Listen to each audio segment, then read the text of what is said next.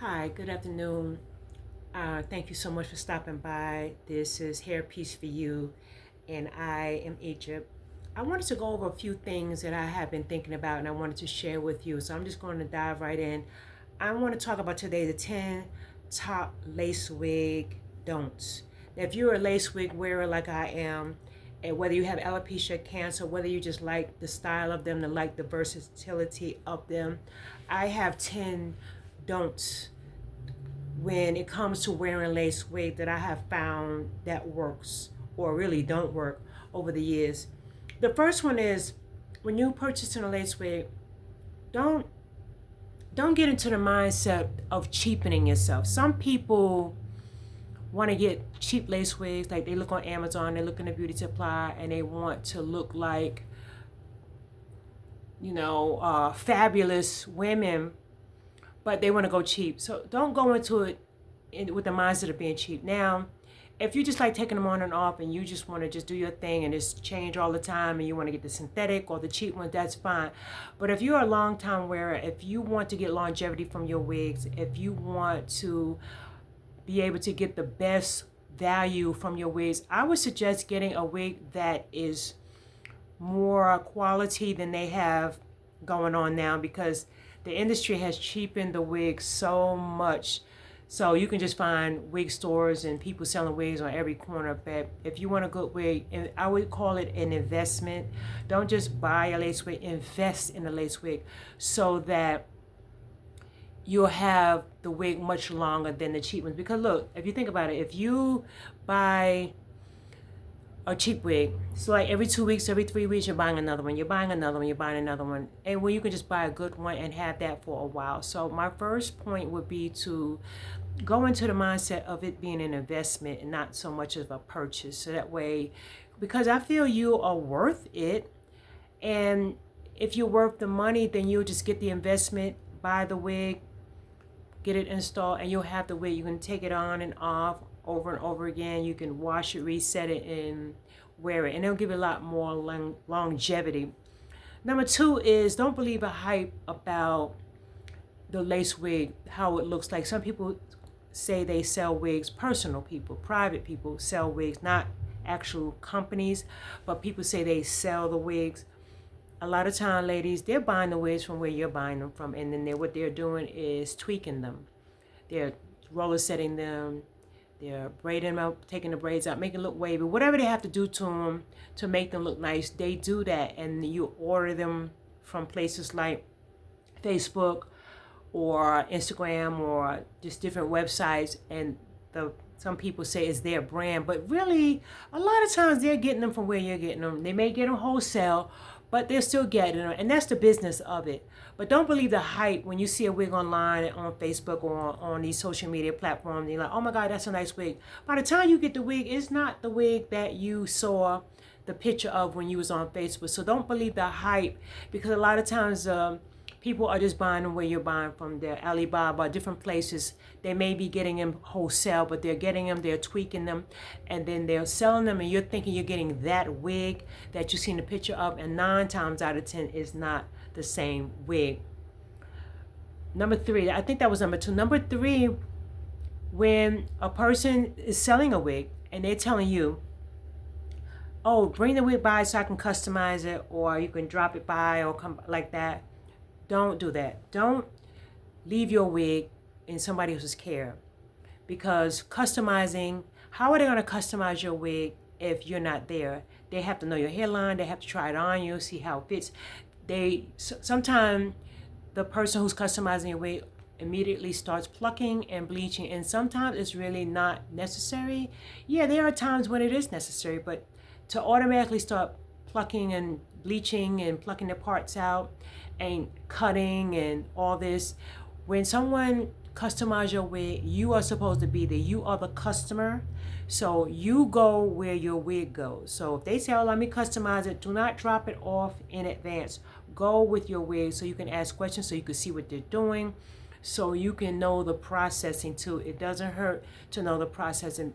Besides, you spent the money for the wig, so you should be able to go with your wig and get it customized.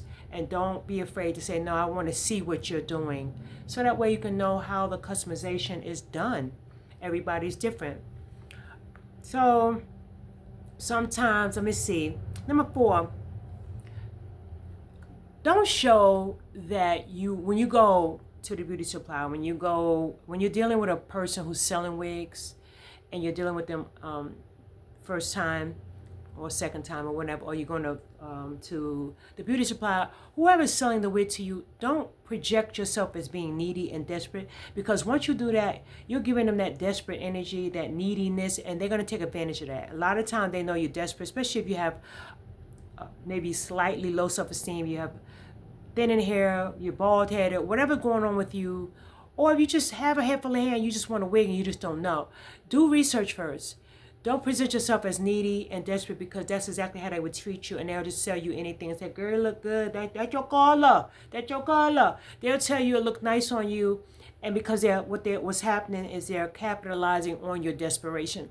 So do some research before you go into this wig journey. Make some phone calls, ask questions, and I'll share the questions that you may want to ask when you go searching for list wigs, especially if you're newbies in your first time. If you know what you're doing and you know what you're looking for, that's one thing. But a lot of times women who are on this journey for the first time or are beginners, they get bamboozled because they really don't know. And it's you get taken advantage of. So when you go as a needy person or you're desperate and you're like, I gotta have something, oh, they're gonna capitalize on that. That's number 4. Number 5, don't get forced into buying a wig from a person that installs wig also. Let's say if a person sells wigs and they also install them, don't get forced into having to buy their wigs. They say, oh, I'll install the wig you buy from me.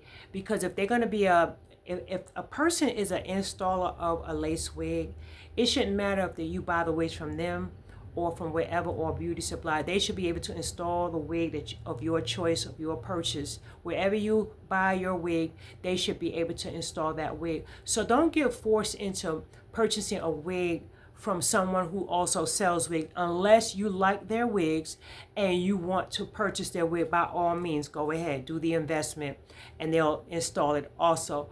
But sometimes you're put in a position where, the only way I'm going to install a wig if you buy the wig from me. That should be a red flag to you. So try not to get forced into doing that. If you like the person's wig, that's all right. But if it's a conditional thing, if it's conditional, I will install your wig only if you buy from me or you buy my products, that should be a red flag. Let me see. I'm just trying to, I'm going along, and I have some notes, but I'm going along as I'm trying to pick up the things. Do not allow someone to convince you that these lace wigs cannot be attached in the back. They can be attached in the back. And I don't feel like getting up, but I'll give a demonstration of how to attach them in the back. This one's attached in the back. You can wear this up also in the back and in the front. I'm not here to promote. I'm just here to say that do not allow a stylist to tell you these wigs cannot be attached in the back, whether they're glued in the back, whether they're sewn in the back, whatever the case may be, they can be attached in the back. If the person got hair, it could be sewn in the back. You could do a cornrow and sew the very edge of the lace wig in the back. If they have no hair, they can use glue or tape. Or if they don't want anything going on, they don't want to be able to wear their hair up that's different, they'll wear that band, that elastic band that comes with most of the wigs. But don't let them say, this wig can't be attached in the back, because they really can. The stylist, may not know how to attach it in the back. That's fine. It will be fine for them to say that. But to say that the wig cannot be attached, that's not true. They all can be attached. It just depends on what technique is used to attach them in the back. Let me see. Another don't. Ladies, don't neglect to get regular service with these lace wigs, because it's just like if you're getting your hair done every 2 weeks, 3 weeks, you're going to the hairstylist, you're going to the beauty salon to get your hair done. It's the same thing as these wigs. They are human hair. They're supposed to be 100% human hair, so they need regular service as well. You just can't put these wigs on and just leave it till Jesus comes. You have to get regular service, because the glue and the tape breaks down. And just like a sewing, when you get to sewing, you go back and get it tightened and washed and redone. You have to do the same thing with these wigs.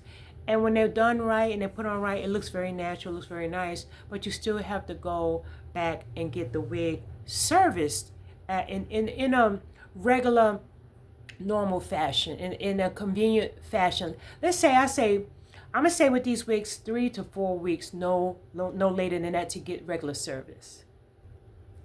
Okay, number 8, ladies, please stop pretending that the synthetic wigs are human hair wig. They are not. They look pretty in the beginning. Sometimes the color, the curl pattern, everything, they're beautiful in the beginning. You put them on, they're only able to withstand maybe 2 weeks, maybe 3 at the tops, but don't pretend that they're human hair. They're not. They're not gonna heat. They're not gonna take the curl. They're not gonna take heat. The processing that you would do on a human hair wig, the synthetic wigs will not do that. Once it's gonna start frizzing up and looking crazy, and you're gonna have a cat on your neck before you know it. So stop pretending that synthetic wigs are human hair. You wanna wash it and reset it and redo it. When it gets old, after 2-3 weeks, throw it away and buy another wig. Because if you want to invest, like I said earlier, invest in a good wig. But if you buy synthetic, you should know the longevity of those wigs, maybe 2 weeks, 3 weeks if you're pushing it. So don't do that. Don't pretend that these synthetic wigs are human hair, because they're absolutely not. And number 9, I think I'm on. Don't forget, when you go and get these wigs installed, do not be afraid and neglect to ask questions. Ask questions about the application, about the exchange. When a person is selling a wig, ask questions about the exchange policy, return policy, the density, the color, what quality, what A grade, and it usually should be 1A. That 9, 10, 11, 12A, that's bogus, and that's in a whole nother video.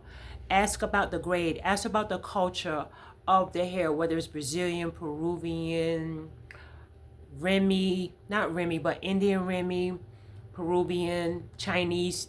Each hair has a culture. Each type of hair has a culture. Ask which type of hair, not just, oh, human hair, because we know it's human hair, but what type of human hair? Don't forget to ask them the type of hair, about the install, how long it's gonna last, if they can redo the hair, if they can take the wig off and put it back on you. Let me see.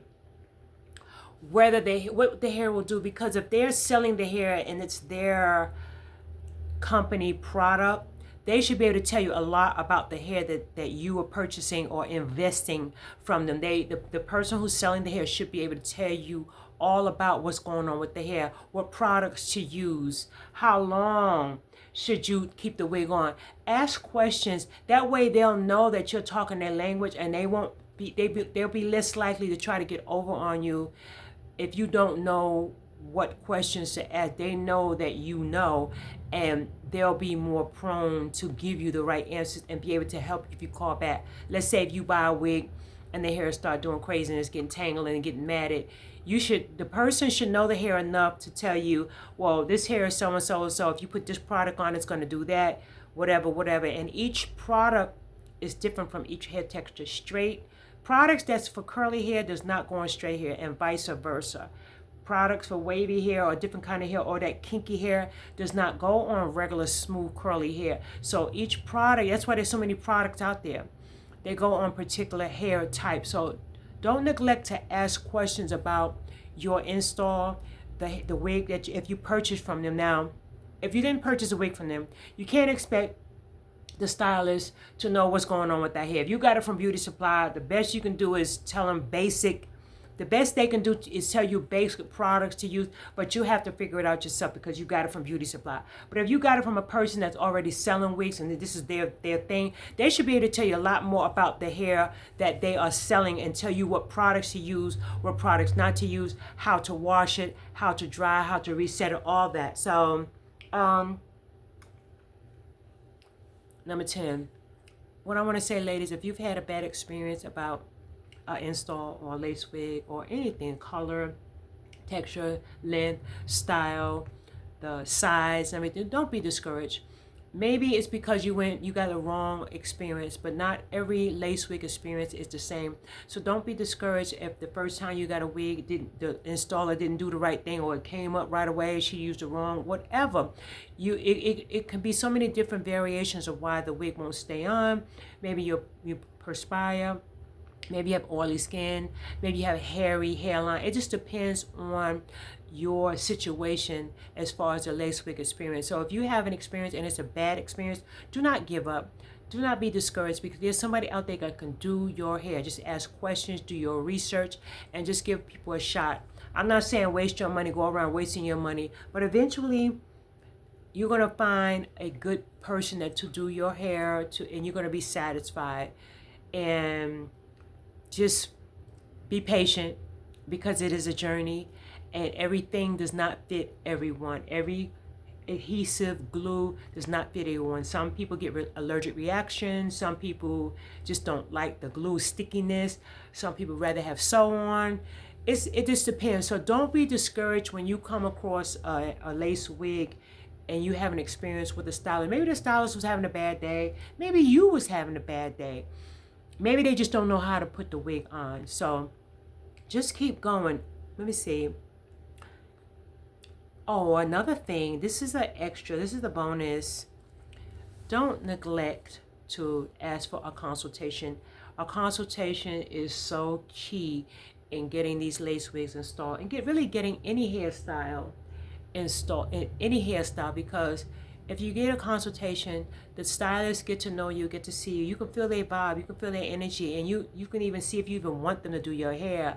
They'll tell you what they offer, whatever services they provide, and then you can get a better understanding of what they provide for you, and then you can make a proper decision once you realize what they do, because some people just don't know how to do what you want done. So a consultation is key. Some people charge, some people don't. So I would suggest to get a consultation when you're trying something new, a new hairstyle, a new technique, things like that, because, and then when you meet the person who's going to do it, you can kind of feel if they really know what they're doing or not. Okay. Another thing, I know I'm going beyond 10, but ask for pictures, ask for people references, reviews. Do that. That way you can see the person's work. Sometimes it's not easy to just take somebody's for face value, because people will tell you one thing and what they say and what they do does not match up. So ask for pictures. That way you can know, you can see the person's work. And I mean, if you need recommendations, ask for that. If you're really not sure, ask for that. There's nothing wrong with that. And a stylist should not feel offended if you ask for, well, do you have anybody I can call, or you have any recommendations? A person that use you or know your work, can you offer that to me? They should not feel offended. And if they feel offended by you wanting to see their work and having a review from someone else, then that's a red flag. So it's all business, it's nothing personal. So ask for pictures and ask for if you need references. I mean if you want to take it that far, fine, but I've known people that had very, very nice wigs and they took it to a place and the stylist really messed up their wig. Just actually absolutely destroyed the wig from not using the proper techniques and products on the wig. So ask questions. That's your investment, and you should be able to know what you're invested in and take it seriously. And one more thing, last, I think it's number 13 or 12, I don't know. But anyway, don't fail to give a review also, because they help other people. Whether it's a good review, whether it's a not so good review, give a review, because sometimes the stylists don't know they're doing something wrong, or they don't know they got it wrong until you put it out there. And then some stylists just don't want to do the right thing anyway. And so for you to put it out there, tell your experience with that particular stylist or that wig, or where you bought it from, whatever kind of review you want to give. If you had a good experience, put it out there so people like us who wear wigs want to know where to order them from, where to go to get them installed. If you had a bad experience, put it out there so we'll know what not to do and where not to go. So just do those things and it'll be a really good experience. So those are the top, I know I went beyond 10, those are the top 10 plus items and situations to not to do when you're on this lace wig journey, for those who want to wear these wigs long term. These are not for the ones who want to fly by night, just wear one for the club that night, or just buy a wig just to have a different look. It may apply to you too, because I mean your money is spent too. But for the long-term people who want to wear these wigs, if it's a lifetime thing, or you want to get longevity out of your wigs, or you just don't know and you want to know, then these are the top situations that I find not to do. And just ask questions. Just ask questions. So I hope this helped. And if you have any questions, put the comments below. If you want to subscribe to my channel, I would really appreciate it. If you want to share, if you want to like, all that. If you like the channel, you know what to do to keep it going. So I appreciate you stopping by and spending the 20 minutes that you spent with me to learn. If you have any questions or comments, please, put the comments down below.